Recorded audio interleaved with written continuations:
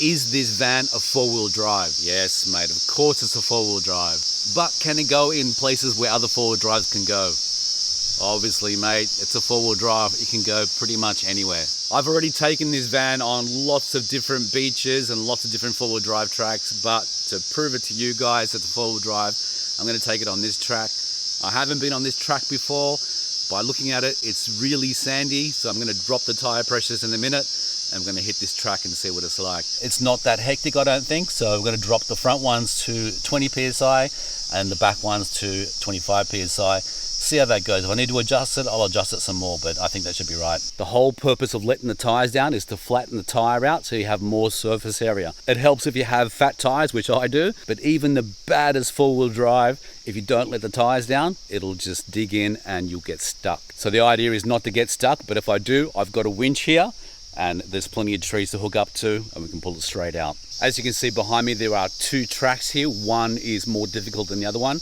This one here has a lot more sand in it than this one, but to prove a point, I'm not going to take the easy route. I'm going to go on the sandy one just to show you guys that, yeah, she's definitely a capable four-wheel drive. All right, let's get it on.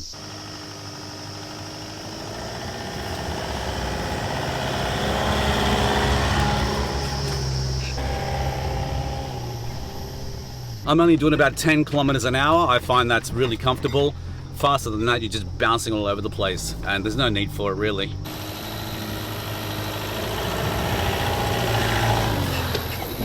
As you saw, that was relatively easy and definitely made easier by lowering the tire pressures. Just feels like I'm gliding on clouds here. Really soft. It's actually not a bad ride at all. Not bouncing around a lot. Yeah, relatively easy.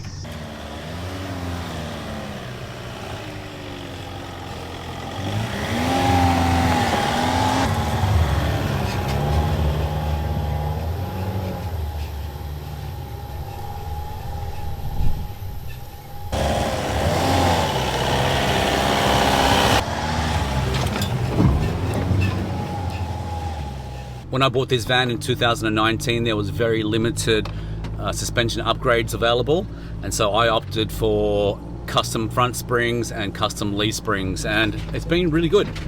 But now in 2026, there are a lot of manufacturers that are making suspension options for this vehicle, and one of my favorites is the Bilstein model. That is a very comprehensive kit. I'm not sure if it's available in Australia, but it's definitely available overseas and a lot cheaper than what you can buy them here. I definitely want to upgrade to that kit as soon as I get some funds in the bank. I think the worst of that track is over now. It's not so sandy and you can see a lot of the vegetation has changed. Very subtropical.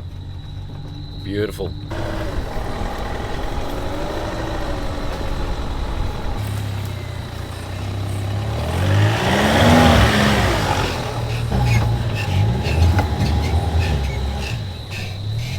For wheels and tyres, I'm running Maxxis Razors 265/70/16s on 8-inch CSA rims, and I've had a stage 1 ECU reflash, which I can tell you has a lot more power and better fuel efficiencies. And I did that after the vehicle ran out of warranty because I didn't want to affect that warranty.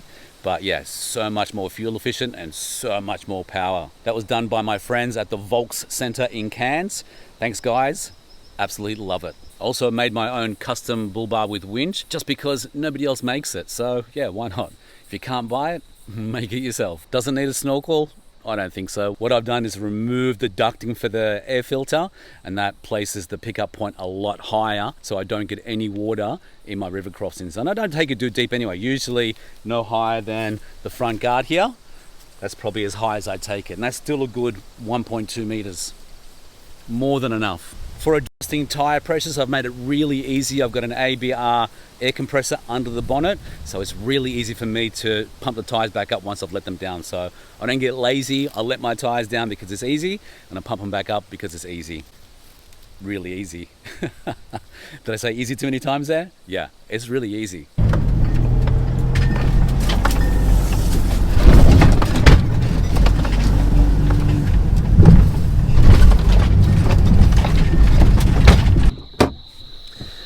In my opinion, a four-wheel drive van is the best option for touring in Australia because it's going to give you access to a lot of places that two-wheel drives can't go. And as far as this four-wheel drive compared to like a Troopy or a Land Cruiser. I like the van option because there's nothing to do when you arrive. All you do is just park the vehicle and you're all ready to go. There's nothing to pull out, there's nothing to undo, there's nothing to pop up. Everything is done because it's a van, it's all ready to go. And it can go to a lot of places that Land Cruisers and other four-wheel drives can go to. It's not limited whatsoever. It won't be climbing any mountains, but who's going to be climbing mountains? If I need to do that, I'll take a hike and leave the van in the car park.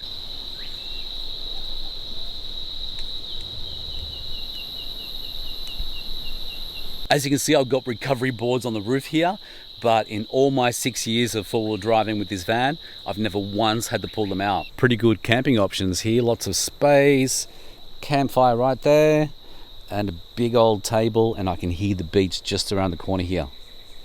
Let's go and take a look and see how good it is. This track's a lot better, but still barefoot. I don't care. I like to feel the earth beneath my feet.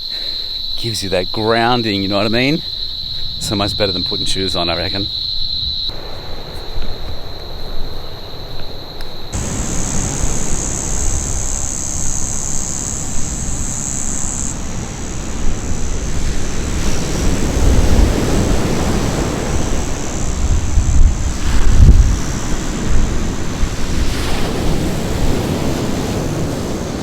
Yeah, pretty wild at the moment, but it's supposed to calm down in a few days. Well, it better, because I'm hoping to go out to sea to visit the reef and some of the islands out there. But if the weather doesn't come up, won't be going. Oh, check this out. I just found a lure. Woo-hoo-hoo, look at this. Laser Pro. That's about $40 worth of lure. Oh, thank you. You can see the mistake they made. They put a mono leader on a lure like this. This is designed to catch mackerel and big pelagics. Always put a wire trace on there, not a mono. Silly buggers. I'm finding these markers along the beach here, but I'm not sure whether it's to mark the erosion or to mark a turtle habitat. I'm not seeing any evidence of turtles. There's all grass in there, and that's extremely difficult for turtles to lay eggs in there, and that's why they want to do it above the high tide mark. Yeah, there's no way turtles are laying their eggs in that. Must be an erosion marker, I guess. Looks like someone tried to make a fishing rod. Pretty crude. Yeah, but I wonder, could work if you had a hook and some bait. Plenty of crabs on the beach here. All right, let's get back to the van.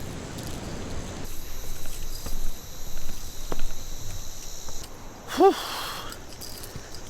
Giving the legs a bit of a workout.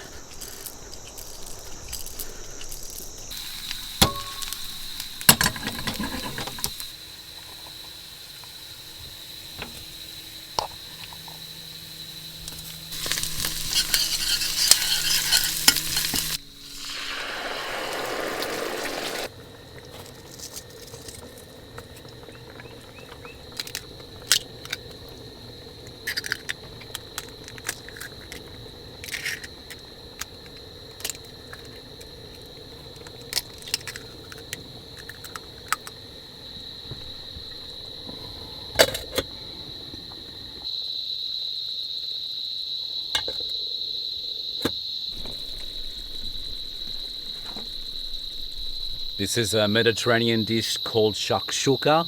Basically some eggs in a tomato puree.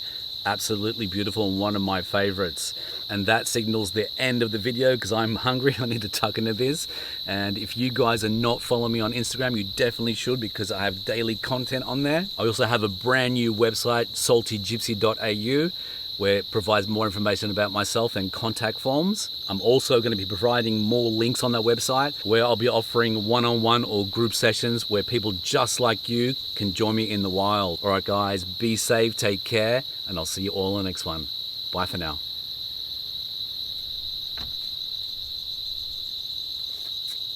Really good.